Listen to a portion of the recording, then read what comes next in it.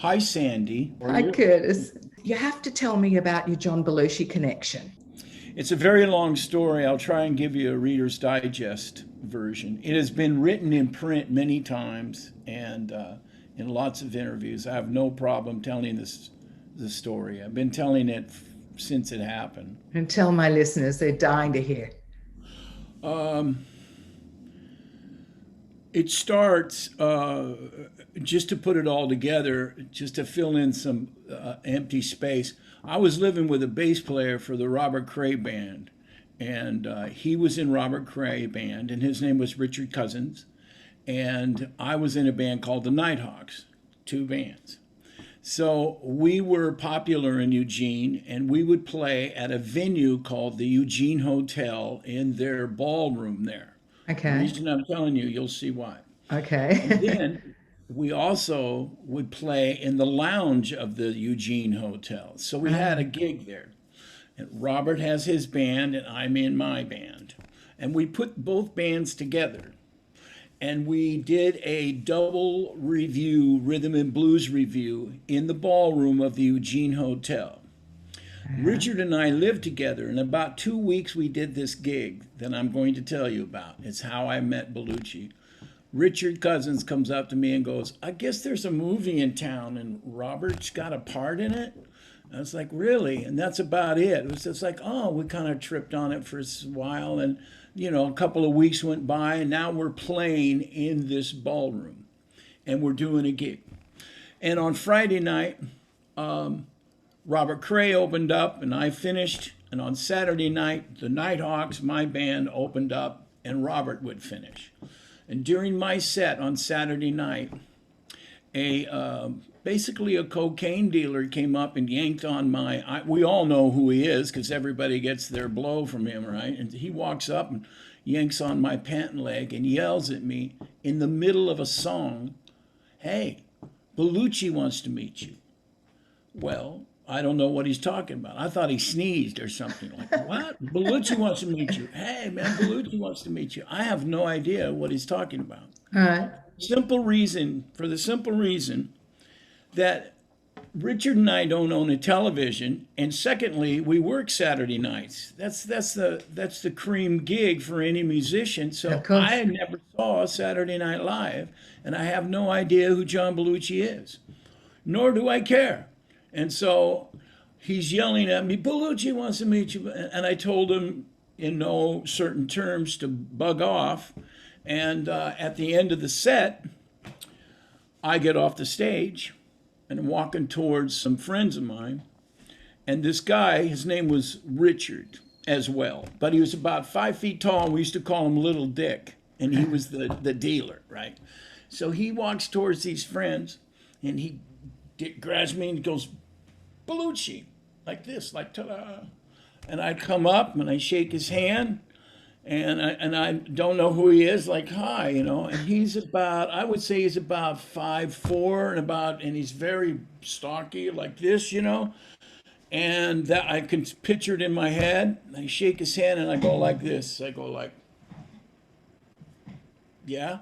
And he says, yeah, I like your music. I like how you're singing. I like your band. You remind me of a friend of mine. His name is Dan Aykroyd, and he plays harmonica too. And I look at him just Blank. blank because personally I don't give a shit. And and every hippie in the nation plays harmonica, and not very well. And so I'm just thinking, oh, that's nice. I have no idea what he's for, or even I don't know who he is, so I don't know why and why Dick is telling me he's. So I go, oh, great. And I'm trying to break away. And he goes, yeah, I'm with the movie that's in town. And first thing I said to him after hearing that was like, oh, you're with yeah, I heard about, Robert's in that movie. And he goes, I said, did you see Robert Cray today? I just thought of it. And he goes, yeah. And as a matter of fact, he taught us how to dance. And so we talked a little bit about it. And Robert Cray and Richard and myself used to do a side gig in that lounge of that hotel every Monday night and other gigs. Right. So we used to dance together, So when he said that, I laughed and whatever. And then the conversation starts to die down. And he goes, well, I really like your music. I'm with this movie and I have to fly from New York City to Portland, Oregon, and then drive down here to Eugene. Eugene is 109 miles south of Portland. So, and then I have to go back. This is Saturday night. And he goes, tomorrow I have to drive back to Portland and then catch a plane, go all the way back to New York City. But man, I'm really excited about going back because I work on this variety show. I still don't know what he's talking about. He goes, I work on this variety show, and we're going to do a show with Ray Charles. And that's when he had my attention. I went, what? You're going to do a show with Ray Charles? And the first things out of my mouth was, you got to ask him about Guitar Slim. And he goes, who's Guitar Slim? You don't know who Guitar Slim is? Oh my God, 1953, the biggest hit. It's like a huge R&B blues song called The Things I Used to Do. Matter of fact, Ray Charles plays piano on it. And I'm telling you this, but I'm telling him this. I go, Ray Charles plays piano. He ran the session. And then I said, I started describing to him, I'm very excited about music, about this music. And I just want him to know everything about Guitar Slim. And the next thing I said, you got to ask Ray Charles, did you know he plays saxophone? He goes, Ray Charles plays saxophone? I go, yeah. Live at Newport, 1958, Atlantic Records, he plays on a song called Hot Rod. And, so I'm going like this, and he just looks at me and he goes, let's go smoke a joint.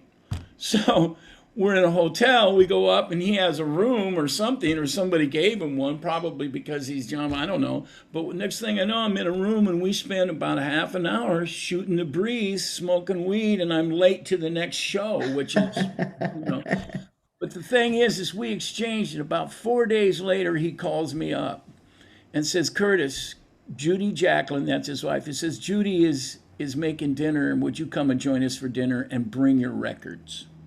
And this story goes on and on and on and on. Wow. So you developed a really firm friendship. I brought him everything. I taught him Hey Bartender. So can I tell you that? You'll like this. Yeah. So now I know there's a movie in town and I work on Saturdays, so it'll be a long time before I even see Saturday Night Live. And this is 1977. And this is before Blues Brothers, and this is before, So we're playing in that lounge part. It's Richard Cousins, Robert Cray, myself, and a drummer named Dave Olson. And we're playing, and the place is packed. I mean, we usually do pretty good, but everybody is talking, and everybody knows everybody, and everybody's meeting at this because Belushi's coming down.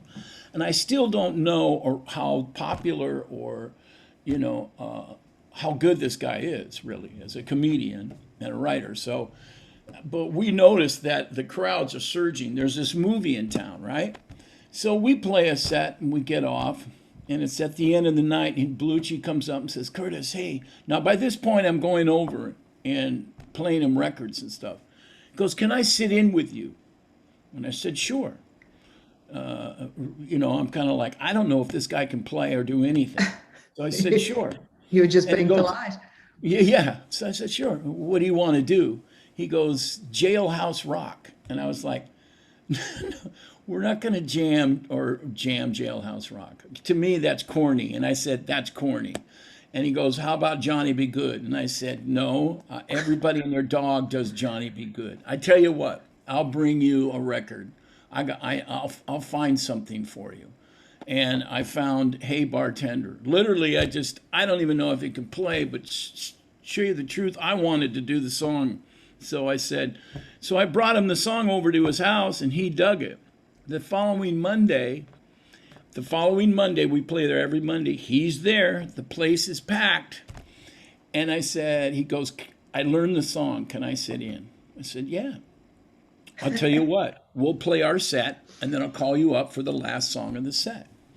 So we play our set, and I announce him, and the audience went ape shit. They just, It was like the Can Beatles. imagine. Yeah, yeah. And I'm going like, it kind of pissed me off, actually. I mean, I was who is this guy?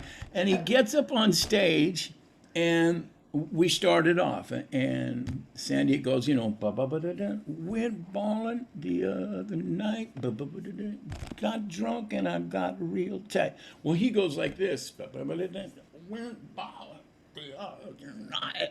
I started drinking and I got real. He's doing this, and I'm looking and I'm going, they're going nuts, the audience. And I'm getting irked. It's just like, oh, this is terrible. And then I notice it's like, is that Joe Cocker? This is the truth. Is that Joe Cocker? What is he? Because he's doing all the hand and this and that and whatever. And he does a good Joe Cocker.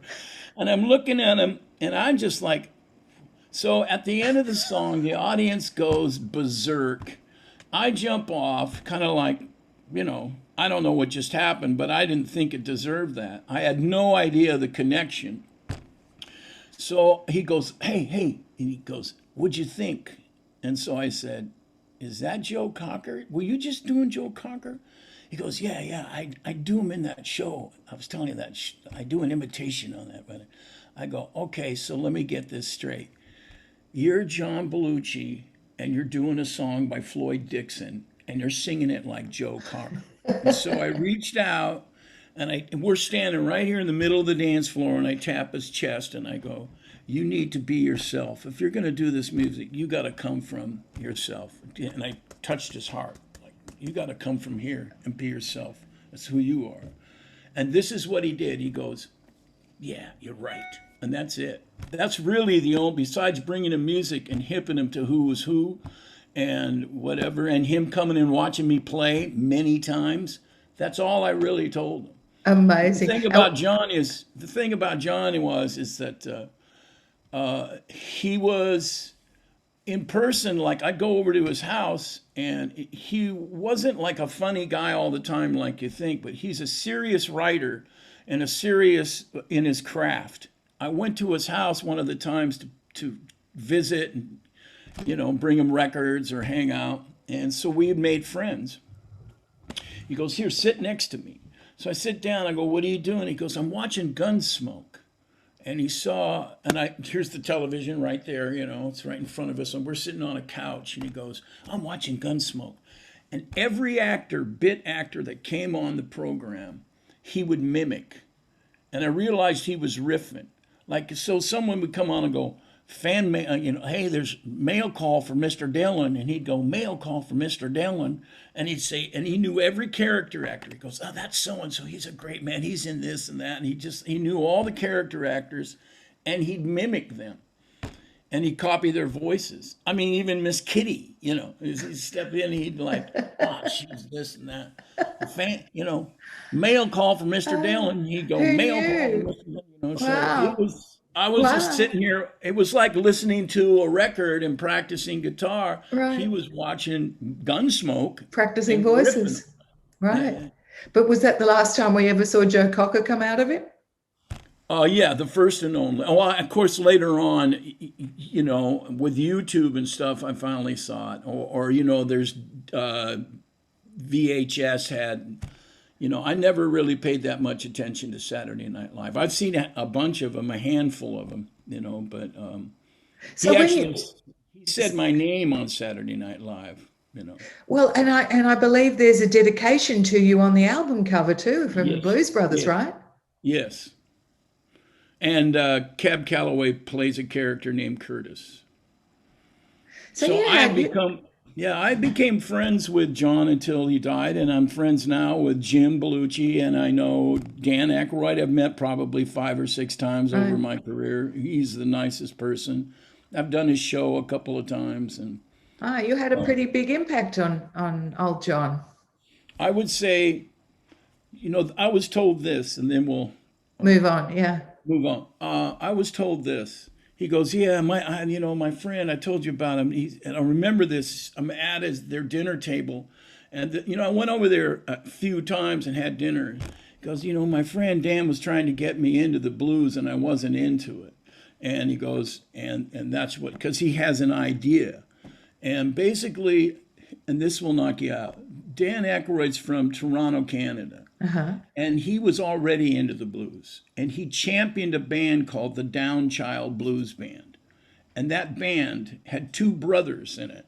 Had not two brothers, but there was two members of the band who were brothers. Right. The blues. Ah, So here we that's get where it, the Aykroyd, Blues and Brothers. he was trying to get Belushi on board, and basically John wasn't into it, and then when he saw me like an actor, he had something he could hang his hat on. Right. So Right. I was his muse, and I don't regret it one bit. I don't, people go, "You're the blue," man. It's Aykroyd's idea. John and Aykroyd are the Blues Brothers. That's their brilliant skit. Yeah, but it may not have happened without you, Curtis. You know, I I Have hope you so. been anyone else's muse, or does he take sole claim on that? No, that's I'm not out there trying to be a muse. I just want people to know this music.